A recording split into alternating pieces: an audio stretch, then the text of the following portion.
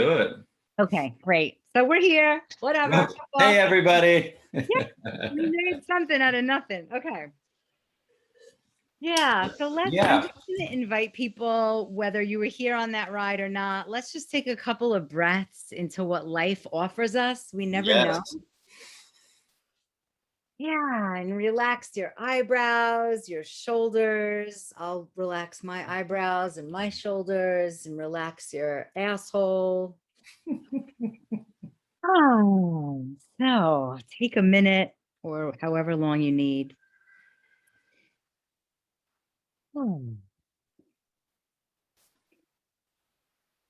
And while you're taking that moment, I want you to start thinking about your intention. Like, why are you here? What are you excited about? What's interesting about trauma bonding? There was so much interest in this. And yeah, make this interesting to yourself by writing down your intention. Maybe you'll write it in the chat or you'll write it on a piece of paper, because this is a really important topic to unfuck yourself, basically.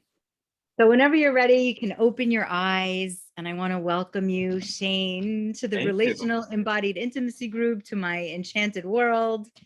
And I'll just, yeah, I'll share a little bit about you and then you can add on if I forgot anything. Thank you.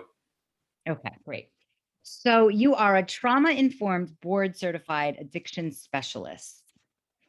And great. And integrating mental health and somatic energy work. And you've been doing this for over 12 years using an array of holistic modalities, approaches. And basically, I'm just going to talk what I want now. Yeah, because you have this is why I invited you. Have this background, this like educational, like trauma informed therapy. And then it seems like you followed your path to self-actualization, self-realization, self-development, and the quirkiness of what it is to be human. That's right. Absolutely. Right. Yeah. Do you want to speak a little bit on that? I could tell you a little bit about myself too. And Yeah, share a little bit. I think let's open that up a little bit. Yeah. So, how did well, let's just kind of, we don't have to give all of it, but how did I end up in this path? Obviously, I went through a lot of trauma growing up. And I'll kind of give you the umbrella of a lot of that. I mean, from physical abuse, sexual abuse, emotional neglect to abandonment, right? So that's kind of the umbrella where I came from. And as I grew up, obviously not having, all that lays in the unconscious, right? Because I'm too young, I'm not in the intellectual mindset, I'm more in the emotional mindset. So that has everything to do with the body. So the way I sought any type of relief, and this is what we'll get to as we start to connect it to what's called trauma bonding and the attachments and the unmet needs behind that. So, but let me kind of give you a background of me. So, being that I had all this stuff brewing underneath, I saw drugs, I sought sex, I sought love, I sought toxic relationships. I gravitated towards anything to get me out of my pain. Anything and anyone to get me out of my pain, because I hadn't had the tolerance to sit in it. And that led me down some very dark paths. And, divine intervention, the universe showed up and decided this wasn't the path for me. And by the grace of God, I got into a treatment center. And I think that kind of really just moved me in ways. I mean, I've been in and out. Let's just say it wasn't my first time, wasn't my first rodeo, but at that time, I just surrendered to what was going on. And it led me into want to explore it more and understand it more as it relates to myself and widen my lens of understanding what is driving all of this. And so I kept pursuing it. And so I worked at facilities all over LA. I'm in California, for those who don't know. So I worked at facilities all over LA at multiple levels. I became an independent contractor. I worked groups all over LA. I have an own private practice dealing with all this somatic energy work, narrative piece, trauma, really. So that's kind of the quick snapshot. So you can kind of get an understanding of where I'm coming from. Great. Yeah. Great. Yeah, you just said so much valuable, like, I mean, I think everybody watching who knows me is like, oh, of course she's going to bring him on. I mean, Yeah. honestly, I was like, oh, Shane, who's doing something similar to me, and just in some Yeah. um great. So what was your so when you were actually I'll ask from the beginning, were you teaching or leading or helping people in a very like mainstream kind of way, or were you like how did you start? Yeah, I mean, obviously, I was kind of, no identity, not really understanding on this, so I was very just seeking. And actually, if I really rewind a little bit, even, I think in my compulsive behavior patterns, in my addiction, was a seeking, right? I think it is Great if you point. want to look and pan out a kind of this rite of passage, which I think culturally we lose that rite of passage, the ceremony of moving from a boy to a man, right? Or from a little girl to a woman. I think there's a beauty within that. So, I was always seeking that. So yes, in the beginning when I get that and I had to get clean, I needed to get some structure. So I actually gravitated towards, anonymize, some of the anonymized, Alcoholics Anonymous. I went into this SLA, which is Sex and Love. Now, I think there's many paths to recovery. So I'm not saying that's the only path, because what I've really connected to when I was in there is that they're all actually talking about the same thing, right? Which Mhm. is transformation and transcendence to come out of your trance-like state. When we're in this trance or autopilot, we're not seeing things. So yeah, when I first came on board, it was very, program oriented, or I went to school for it, so it was really this, and then I just saw it as the bigger picture.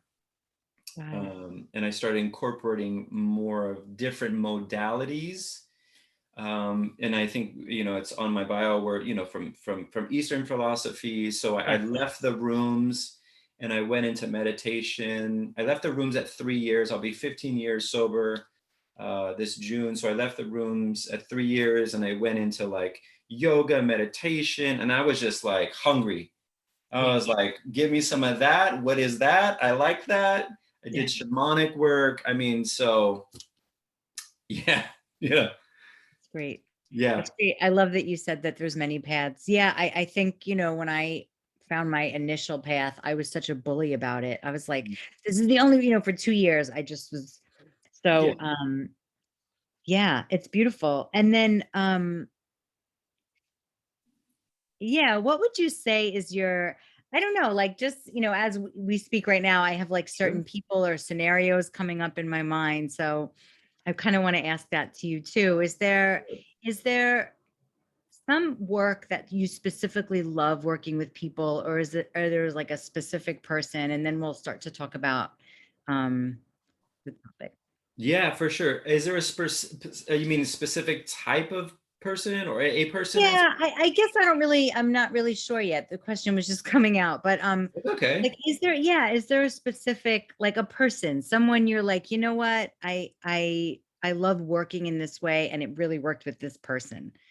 I mean, because I kind of gravitate towards all. I mean, my specialty really is like complex trauma. Like, so complex trauma is my thing, and then how we act that out in compulsive behaviors, which is going to lead us to our topic about trauma Yeah, bonding. yeah, So I really love working in that place because I feel like I can relate a lot more. I feel connected to them. And when I work with individuals, I see beyond the behaviors. Unfortunately, we live in mm, a society that sees behaviors and kind of views them on that. And then we can cast all the labels on that.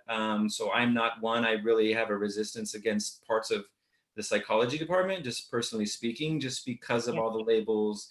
And sometimes it just doesn't get to the core. So I, you know, I just love working with trauma and how, and again, when we talk about compulsive behavior or addictive behavior patterns, there's many, right? So there's the process addictions. I mean, there's the substance abuse, which we all understand, right? Alcohol from drugs, all that stuff. And there's those process addictions. And actually trauma bonding lives in that process addiction, right? So it lives more into that realm of stuff, right? Where it talks about the emotional, psychological trauma or abuse that exists within those relationships, sometimes it's hard to see, right? Mhm. Unless you're kind of experiencing it. And even on that, some people can say, oh, you're crazy, right? Or that's not really happening, which re-traumatizes the individual more, which shames the individual more. And so, there you are. Great. I think it's great. I love this stuff. I'm a behaviorist, right? So when I Yeah, work, good. okay, so what is complex trauma? Like if somebody's watching and they're like, I don't know why I'm here. I just think this is like, I think it's going to help me. Yeah, sure. So complex trauma. So right. So we all understand. We have a kind of an idea of PTSD, and we can understand that, and as it relates to veterans coming back. So when you start to talk about complex trauma, really what it is another word would be developmental trauma. So now you're looking at, it's not usually one event. It could be a whole thing of events that happens in these very formative developmental times of growth in an individual. And so it's not like one event. This is why it's so complex, because it could be multiple events, and how those multiple events start to, rearrange the wiring, the neuron wiring, the emotions, the nervous system starts to be hijacked a little bit, Mhm. right? So there's hypervigilance and stuff like that. So when we talk about complex or developmental trauma, we're really looking at those formative years Mm. where a lot of information is being absorbed, not even verbal, but just energetically. This is our first way of communicating as children. We don't understand, it's like the teacher from the Peanuts. We don't understand words. It's like Right. I understand the energy behind it, or the Beautiful. tonality of it, right? Beautiful. Mm-hmm. So what is trauma bonding? Like if you were to explain it to maybe an eighth grader, Mm-hmm. Okay, yeah. like Are you in a trauma bond, little girl? No, I know it's true, but okay, good. Um, yeah, so trauma bonding is really, so let me put it into this context and we can start to understand it. Okay. So it really starts to lie into the attachment needs. And so when we start looking at compulsive behavior patterns, or what's running people's behaviors, is there's sometimes these unmet needs. And these needs are basic for life survival, right? So these are basic needs. So there could be the need to feel loved, to feel safe, to feel secure, a sense of belonging, right? Evolutionary purposes, we need a sense of belonging, right? yeah, Because low-hanging fruit gets eaten, right? So the sense to belong, to feel validated, right? To have a sense of power and control. Now, if you look at it from that lens, if there's something that's happening, I'm going to get into the trauma bond too, yeah, yeah. but I'm putting this as the groundwork. So when we start to understand these basic needs and how important they are for survival, and then we can look at this thing called complex trauma, where for me there wasn't a need of, I wasn't being validated. When I would move in, I would be shamed in my experience, so I wasn't validated, right? Mm. And that affected the way that I thought love could be, and from that I didn't feel safe, and I didn't have the power and control to, first of all, dad was gone because he abandoned me, and I didn't have the power and control to fight mom or run from mom. I'm not packing my bags at 2 years old and be like, mom, you're crazy. I'm going to go get my own job, right? It's like, it's just not happening, but I need those. So when trauma bond starts to happen, so that again, that could be anything that starts to meet those internal needs, right? So we can gravitate towards relationships like that, and it can bleed into the codependency aspect, right? Where you're seeking this relationship to have those needs met. Those needs that really the whole recovery process or transformation is that you find them within. Like you can love yourself, like I can validate myself, right? Yeah. So what ends up happening in these types of relationship patterns is it starts to play out those attachment needs. And it could be a recreation also of a family dynamic, Hmm. right? So it could be, dad was absent, mom was absent. So I always gravitate towards these people who are unemotionally available, that are not going to meet me there. And then there's this play on, because I don't think it's sometimes as a cognitive thing. I think it's a very unconscious thing or a subconscious thing that is reenacting all this stuff. And then there's these moments of love and enmeshment, and then there's the depletion, right? So you get the dopamine hit, right? Because it's all the reward system. It's just the reward system firing, right?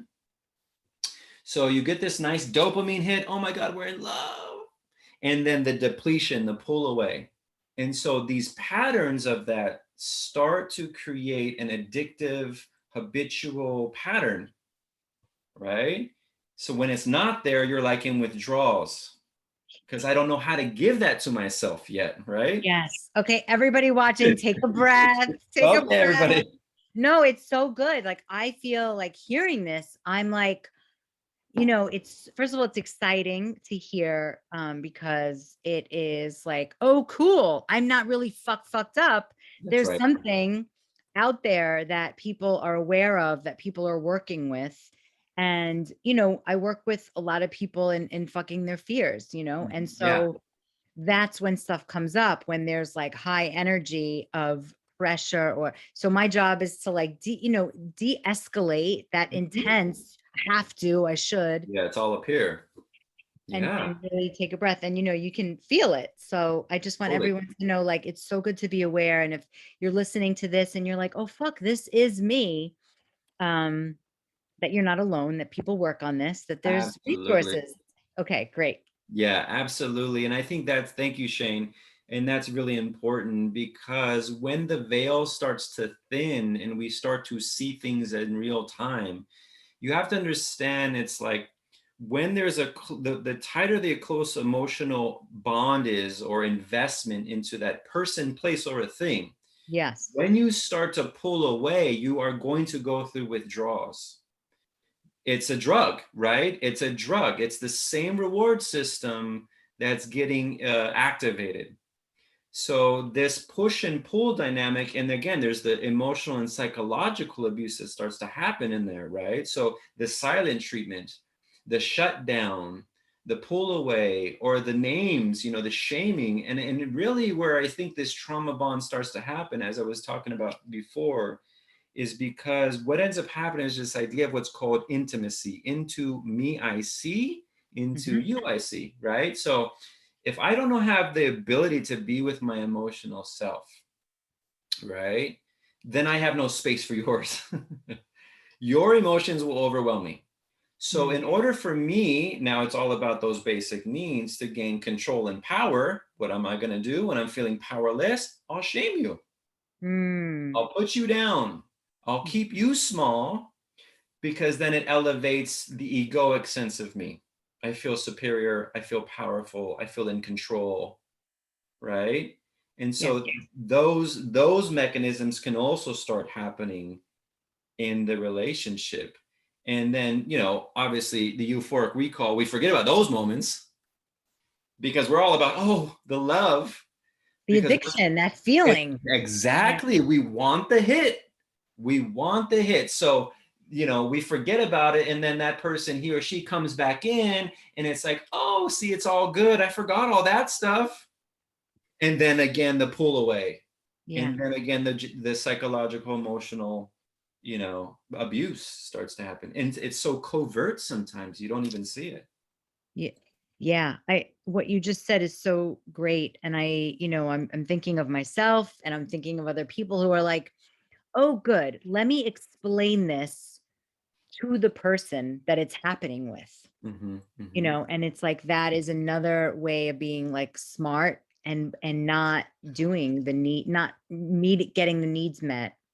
It's like being smart, and then it blocks any vision of seeing, like, this is not a situation Mm-hmm. that is far away from trauma. This is the same. Yeah, So because there's a lot of smart people in this group, and so absolutely. it's like, well, like what you just said, like that avoidance, that pull away, and then it's like, well, there's that, we know how strong addictions are, whatever the thing is. And so what would you say, like, I don't know, like, if you're working with somebody, whether it's a workshop or a retreat, and someone's like sharing this story, and you're like, I clearly see what's happening. Like, awareness, right, is the first step Well, of some. absolutely. Awareness has got to be key. Did you want to complete your question? Sorry. No, no, I think that's good. Yeah, I like being cut off. I do it to myself, and then so yeah. So yeah, awareness, and then yeah, and then what? Like, because I feel Yeah. like So, that's the next yeah. thing. So a lot of the stuff that starts to happen with me when I start to work with individuals or groups or my retreats that I do is exactly that. So we can start a narrative piece, right? So tell me what's going on, right? Like what is it that you're starting to notice? And as you'll start to do this narrative piece, you'll see a body shift. You'll Mm, see a break eye contact. You'll see them mm, go into a shame response. good. Yeah. That's where I start to dig in. I don't want to be in the narrative anymore, right? I want to be, well, what's happening here? Like, Beautiful. so the idea is there's the verbal narrative and there's the somatic narrative. Now, Oh, I love that. like what you were talking about before is where addiction starts to live is we can live in denial of it. Yes. It lives in denial, minimization, rationalization, justification, right? Big. He or she he or she was just stressed, Yeah. or all this stuff where we go ahead and we really start to deny our own experience, Mm. Yeah. right? So, but when you're in a session, or at least when I'm sitting in a session, this is why I include somatic work with it, because the body can't lie. Yeah. Absolutely. Right? Yeah. It's the body keeps the score. It's like the body will tell you exactly, and it's so very interesting. I mean, I'll just use an example where I'm sitting, I think it was in a group dynamic, and person's giving me the narrative, whatever's going on, relationship stuff, parental stuff, Yeah. the boyfriend, the girlfriend, whatever's going on at the moment. And so they're telling me the narrative, and I'm listening to them, and their legs start shaking. And I'm like, so I hear what they're saying, but I'm also more paying attention to the leg, right? Because if you understand like emotions, energy in motion. So the leg moving is almost they're trying to pacify themselves. They're Mm. trying to move the energy out. So I'll pause them for a second. I'll say, what's going on with your leg? Can you tell me what's happening here? And it's very interesting how much we've been disconnected from our own sense of self, Totally. Yeah. right? And that the individual will be like, well, what do you mean? And Mm. I'm like, well, your leg is shaking. Can you tell me a little about that? It is. And this leg is attached to their body, but they don't even know. And this is a sign of habitual or long-term disassociation from the self, Mm. right? Right. Yeah. So I work with them. I try to bring awareness to that because that is telling the story of what was happening back then. Interesting. So great. I didn't study somatics with that name, but in theater, it's the same. It's Uh-huh. like, when I would work with people one-on-one in person and I would have them stand and do some exercises. I remember this one woman crossed her legs almost like an eagle pose, like almost around again with her arms crossed. I was like, wow, Yeah, wow. It's so, and she had no idea. I'm like, what's happening for you right now? She's like, I'm fine. I'm like, that's right. I'm good. I'm good. I'm fine. And the mind does that sometimes just by itself. You don't have to Yeah. cognitively think. It's like more pleasure, less pain. It just moves it, it kind of exiles it out. Now, this is going to happen within what's called complex trauma, where it just exiles out the pain. Now, that unconsciousness that lies within the individual is probably what's getting reenacted in that trauma bond relationship. So Amazing. here's the child latching on. I Yeah. can't let you go. There's the two fears. I'm scared to be alone and I'm scared of intimacy at the same time. So it becomes this very push and pull, anxiety driven relationship. So one is like, I can't be in a relation. Please don't leave me, but I don't know how to be in a relationship. And the other one is like, I don't know how to be in a relationship, but please don't leave me. So they start reenacting all of this chaos, and the cardinal signs are high highs and low lows, just Yeah. like a drug itself. Yes. Oh my God, that's so clear. All right, I'm gonna check if there's any questions. Yeah, please. I'll go on Have- forever, Shane. I know I love, and listen, I love geeking out on this stuff because it's so, well, it's better than being in a trauma bond, it's like learning. I think that's been I'd my rather way be on out. this side than inside, right? And by the Right. way, it's beautiful what you said. Yeah, you can ask for the questions too, but it's beautiful what Shane said. The idea, ladies and gentlemen, who's ever I can't see you, but the idea is this is where we start to build awareness. And then we take all this conversation piece and start to just challenge it. You know, I always tell my people, and when I run in groups and I'm doing all this kind of stuff, I actually will say, don't believe anything that I say. The reason why I'm saying is I want you to challenge what I say. I want you to see if this fits for you. Does this keep you cool? You know, does this keep you cool in the summer and warm in the winter? Then wear it. If it's not, take it off, find something that does. Great. You I know, love that. so challenge it, challenge this stuff. And from there, the internal collision, that's where the phoenix rises from the flames or from the Oh, I ashes. love that. Yeah. Okay, I have a good one. And I Yeah. know, I'm sure if she was Oh my like, God, the pressure. Go no, for it. it's good. And I think the way she worded it is so great, because I also hear some teenager in here, which is like, Okay. okay, what do we do if we notice we are trauma bonding, but the person is really, really hot and cool? Can we rewrite the ship and bond differently, or is it just doomed with this person? Good question. So So let's fucking good question. wow. So let's unpack that a little bit. So might be in a trauma bond, but the person is hot, or, you know, whatever. So is there any? I guess the question is there any hope for this relationship, right? Is there any hope? And I have this question too. I'm like, because I'm a control freak. I'm like, I'm gonna do this different this time. And Yeah, every fucking time it wasn't different. that's right. Yeah. Okay. No other questions that I can find, but I'll scour in a moment. Okay, yeah, for sure. So let's kind of unpack this a little bit. So here it is. So, you know, the person's okay, great. The person's hot and whatever's going on. So my question would be, you know, what is the person representing to you? You know, sometimes it's not about the person, but what that person represents, right? And Well, that I can, would say Prince Charming. Most women that I work with, it's like Prince Charming is oh my here. God, can we just talk about that? And so, oh my God, I'm gonna have to join you, Shane. Can I just expand on what you just said, because it's gonna give it to some context, right? Yes. So we've all been told these fantasies, right? And these fantasies, and actually, addiction lives in fantasy thinking, right? It's another Oh, form. wait, say that again. Yeah, for It's sure. so good. It's so good. Let me Yeah. slow it down. Slow it down. Yeah. Everybody breathe. Okay. So, you know, we talked about denial as part of addiction. Well, another word for denial is fantasy, and you could get high on the fantasy alone. You can get high on your own supply, Yeah, basically. that's right. Because Yes. what you're doing, right, is the idea of it, you're already secreting the dopamine, waiting for the text, waiting Oh, or getting the text, or you yes. know, these dating, you know, I have a lot of clients, you know, like these dating apps, and it's like the wink, I'm already high. Like you're in a full body. It's called the emotional intrigue. So when we Mm, talk about fantasies, we've all been told fantasies, and like what you were saying, Prince Johnny Homer. So there's a story called Sleeping Beauty. And Sleeping Beauty is asleep, which means in a form, she's helpless and hopeless, right? She can't do anything. right. But then And this, she's vulnerable. She can't do anything. yeah, And that's a whole other story. I mean, you know, right. there's a lot of wrong in how this A lot prince of came in. wrong in these But very okay, we won't go into that thing.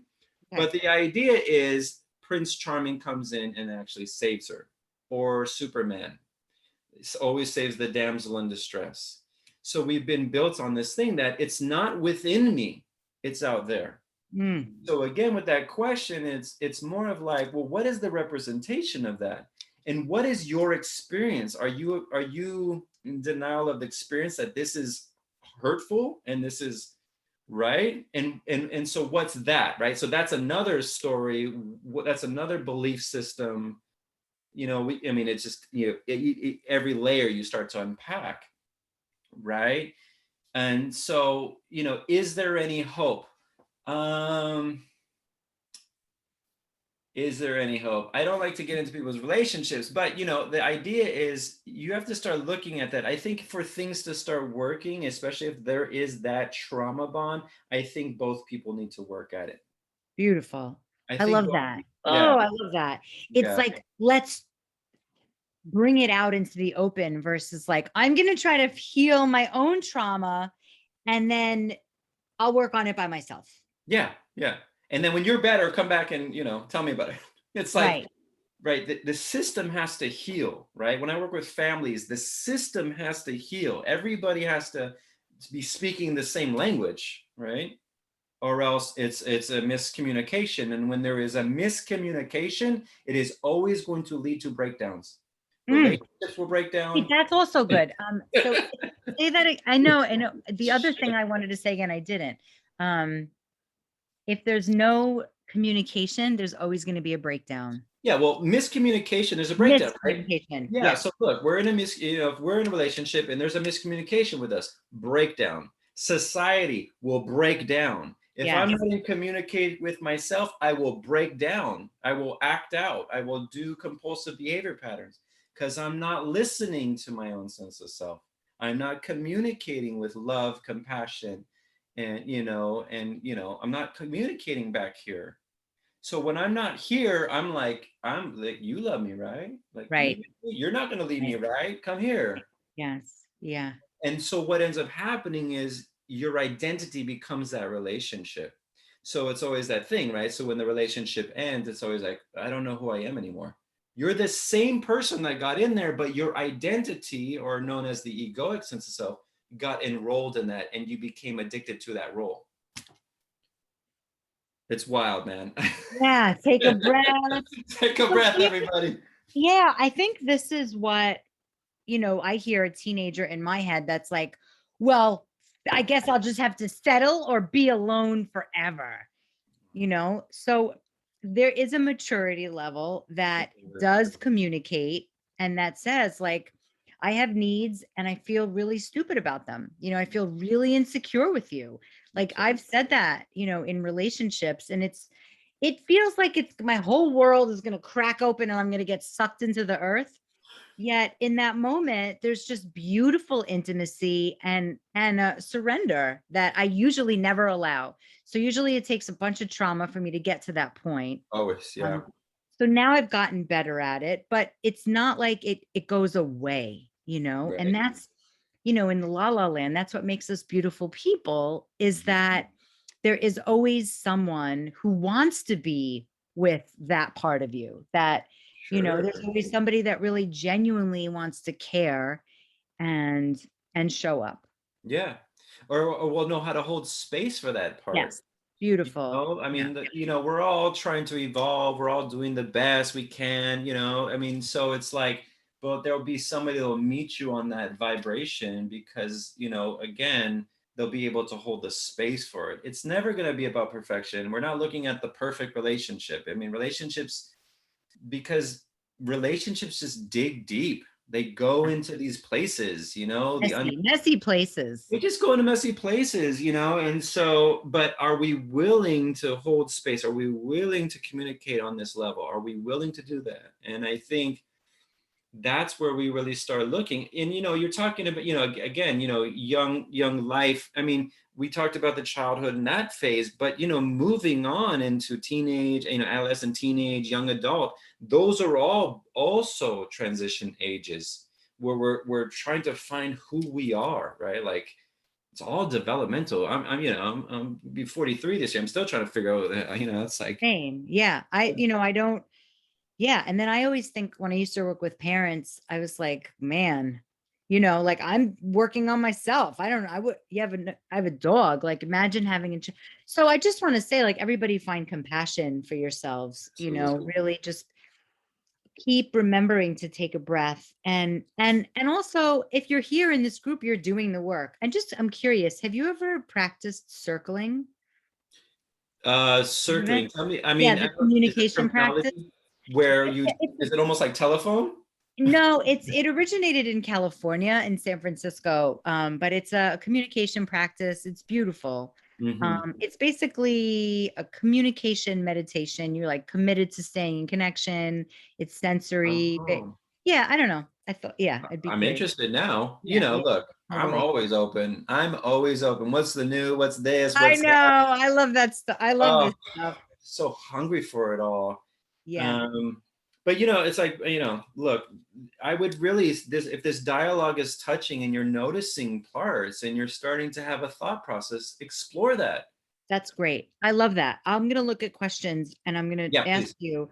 I think it's important to even say right now, like what you just said, like, notice, are you getting distracted? Is your heart racing? Are Always. you just like, fuck this shit? Because then I'm going to have to actually have a conversation. It's Yeah. scary to learn more because then you kind of have to take an action or ignore your body. Yeah, that's right. That's a very good point, Shane. Yeah, in these conversations, this one or maybe other ones you have, what's happening now? You know, is it like Mhm. squirrel? You know, and like you're like gone, you've left the room. You want to pay attention to those things because those are telling something. Those are definitely telling something. Absolutely. And that's the relationship in the body, right? That's the like, oh, my body's doing this, but no, I want to go meet this person. But the body's like in some freak out. It's like, oh, I have butterflies. It's like, I'm not really sure if those are butterflies. And I also want to say it's really hard for, and maybe you'll speak to this, when Yeah. you watch a friend who is repeating some trauma Oh bond in a yeah, for sure. relationship over and over, whether it's with the same person or a different person, same shit. It's just, it's really, yeah. What would you say to the friends? Like, I mean, I mean, that's a difficult situation. You know, you could bring things up again, you know, it's like we all have our own journey kind of a thing. It's like, you know, people can only hear and see you as far as they can hear and see you. You know, totally. it's like I could talk until I'm blue in the face, and maybe it's not about, you know, what I need to say. And it's sometimes it's just like planting the seed. And maybe the environment gives it the environment, you know, the environment or the experience gives it the environment to grow. And then all of a sudden it's like, oh, you know, but like you said, and what I know from my own experience, because that's all I really got is, you know, sometimes pain's a good motivator, Totally. you And what you know. said is so important, like plant the seed. So we in this group and in my whole life don't give advice. Like don't shoot off advice. Nobody wants it. No one's Yeah. going to take it.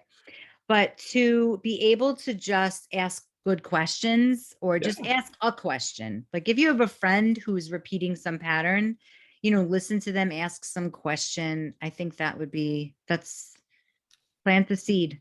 That's Yeah. it. Just listen. You can even invite it in. Are they open to any feedback? You know, I mean, Right. Just ask. you can ask permission. You know, it's like that example. It's like example with that question earlier. It's like, you know, I'd be curious what that represents to you. Hmm. I'm not going to give you advice because I'm not going to get in your relationship. I'm just Right. curious, what is the representation? And maybe that's a place you could start looking at. Well, what is this? You know, the person's hot and that makes me more valuable, or that Hmm. makes me have validation, or in my circle, I got power and control because everybody knows him as the hot guy and I'm his girlfriend, you know, and it's like, there's all, I'm not saying that's what it is, but that's where you can start to explore. Like, what is Yeah. that? What is Yeah. that? I love that. That's just the inquiry. Like, do you want to explore this or is this something, I hear you're asking me for.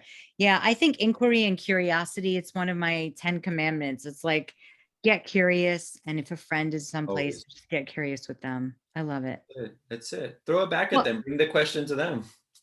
yeah, because we're our own best teachers. And so, Always. You will always be you. Everybody, you have everything you need to heal. But again, we've just lost communication to connect to that. And sometimes we need someone to just put the pointer and like, did you see it that way? And they're like, holy shit, I didn't see it that way. And there you go. Right? oh, okay, I'm going to do one last check. It's All so right, let's good. do it. Let's do it.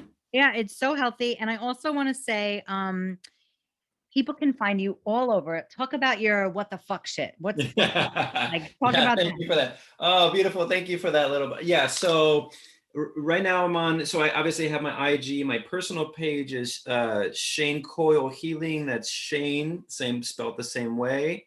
Yep. Coyle and Healing. That's my IG. That's my personal. And I also do these IG lives that I do with my business partner Rachel, and it's called "What the fuck is this human experience?" or "WTF is this human experience?" And it's really exactly what we're talking about. There's so much to this human experience, right? And so we tackle conversations like codependency. We look at conscious parenting. I did one last night about what's called the drama triangle. Mm. Um, we look at all of these topics. Sometimes we have people on, sometimes it's just her and I, and we just dissect them. We looked at bullying a few weeks ago. Oh, so good.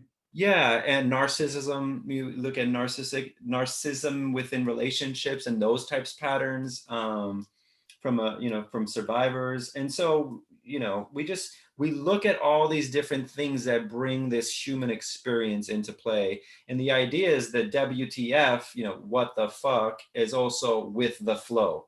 With Oh, I love that. I didn't know Yeah, that. so it's a play on, right? So what the fuck is this human experience? Learn how to live with the flow of your experience being human.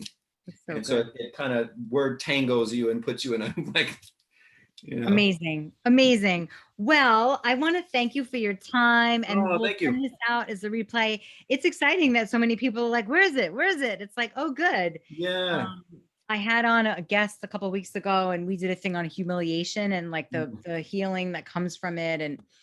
And so many people showed up. People really want to dig deep and like get to Absolutely. the crux just enough to like live. Sometimes just hearing this stuff is like, well, fuck, I don't want to do that anymore, That's right. and we're gonna have you, Hardy and I host a show called Lounging and Learning. Love it. And that'll be in June. So everybody stay in touch. And that's on Zoom itself. It doesn't get streamed. So people are interactive and it's like a Great. discussion panel. Yeah. Yeah, I love the interaction. I love questions too and stuff like that. So Yeah, and we had so many people ready, but what can I say? I'm glad we have another thing scheduled and we go with the flow. That's the whole shit, right? that's it. Keep We go moving. with the flow, everybody. I'm just learning that. Yeah, for sure. Amazing. Amazing. Well, thank you so much. I'll put the link to your Instagram and or whatever else you want me. And yeah, thank you. Thank you so much, Shane. And thanks everybody for joining. I can't see you, but whoever's out there in the cyber world, thank you Yes. very much for having me. Yes. Thank you for joining the Shane and Shane show. And we'll see you next time. Okay. Okay. Bye.